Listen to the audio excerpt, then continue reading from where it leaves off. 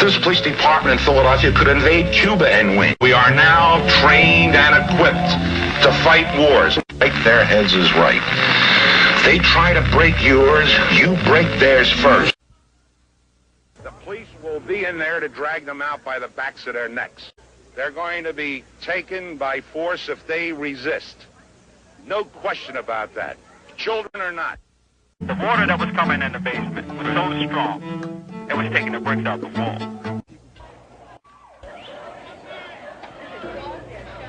And I see Chucky Africa comes out, and he's shot in his shoulder. And I'm rushing to go to him as a cop takes a gun and puts to his head and pulls back the hammer, and I grab his hands. Whoa, whoa.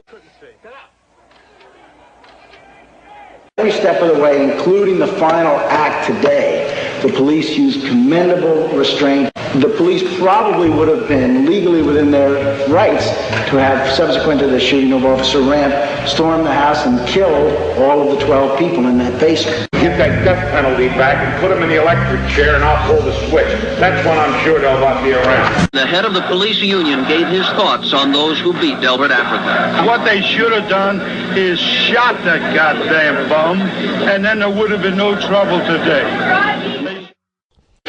On May 8, 1980, after 67 days of trial, Judge Edwin Malmed found Janine, Janet, Debbie, Merle, Chuck, Delbert, Mike, Edward, and Phil Africa guilty of third-degree murder, conspiracy, and multiple counts of attempted murder and aggravated assault. They are now known as the Move 9. Each defendant received a sentence of 30 to 100 years.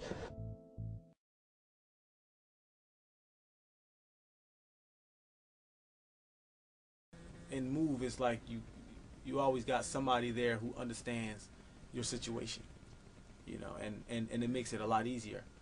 But growing up without them, some of the things that bothered me was just like simple things like Parents' Day at school.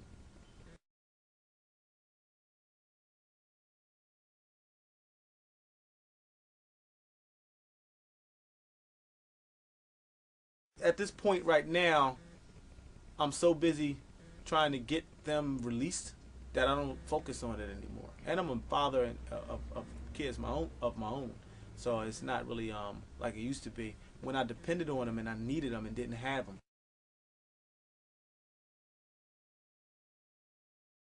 6 or 7 years I was in Move, and lived with Move people. And then when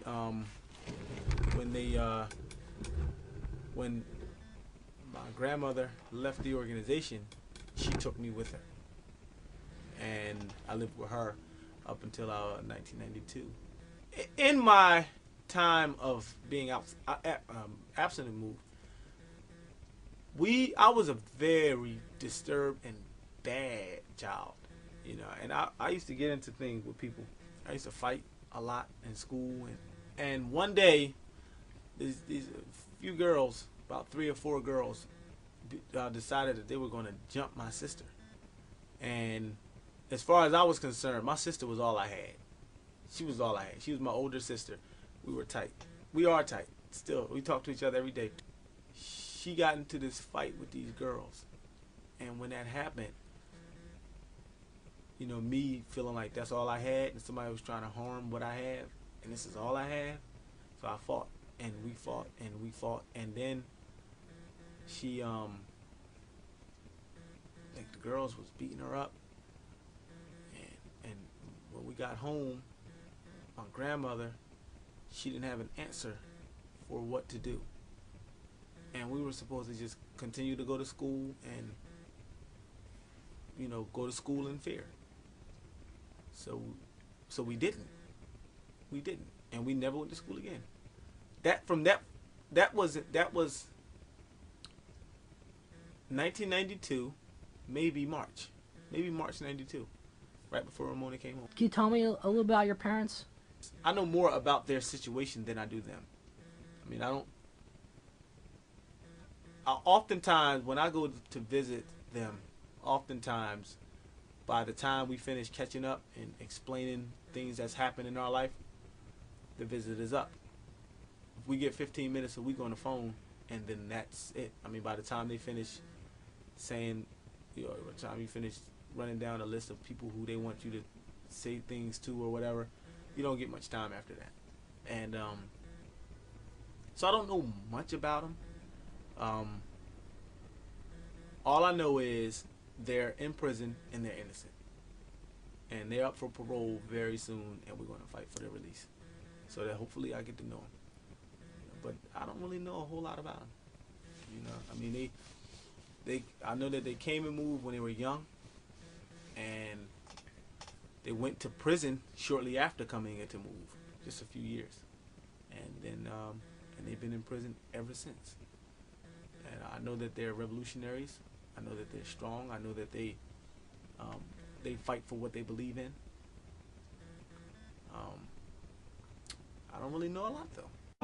We were demonstrating against police brutality. We were demonstrating against the pet stores and the zoos about their treatment of or mistreatment of animals. We were doing some work with the neighborhood gangs in terms of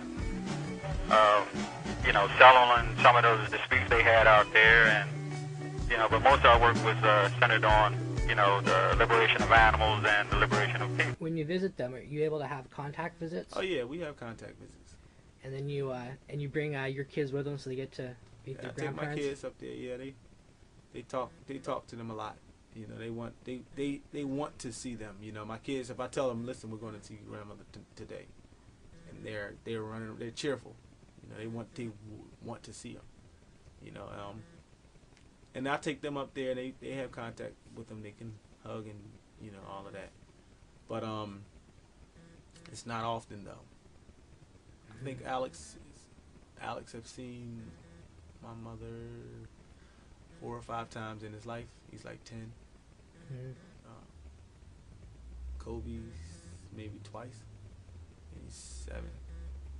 So it's not a lot. And I don't take them. I don't go up there unless I take them up there.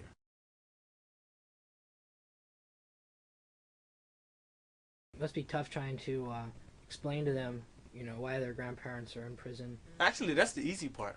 Yeah? That is the easy part, because we're an organization against the system.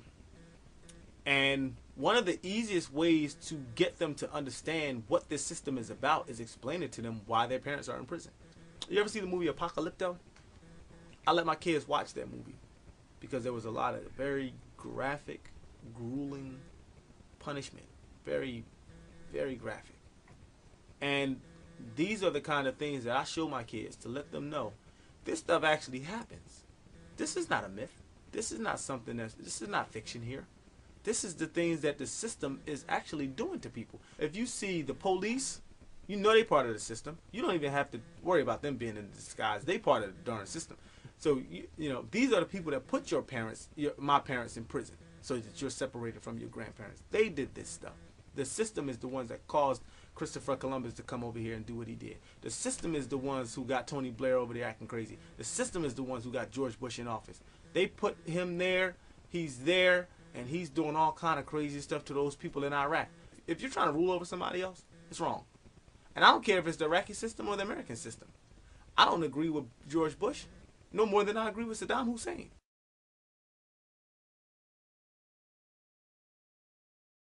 When the 9 MOVE members were convicted of third-degree murder and sentenced to 30 to 100 years apiece, several days after that, Judge Edwin Malmet was a guest on a local talk station. He was asked by a caller, who killed James Ram? Malmet's response was, I have absolutely no idea. I know what his response was. I know what the question was because I was that caller. The judge's comment is telling. The comment that you're referring to has been referred to frequently, and I think his point was they didn't prove to me that in fact any one of those individuals committed the crime, so I convicted them all as a group. Well, the only way he could have done that was based on that prosecution theory of conspiracy, which was a fiction, absolute fiction, and one that was not supported in the law.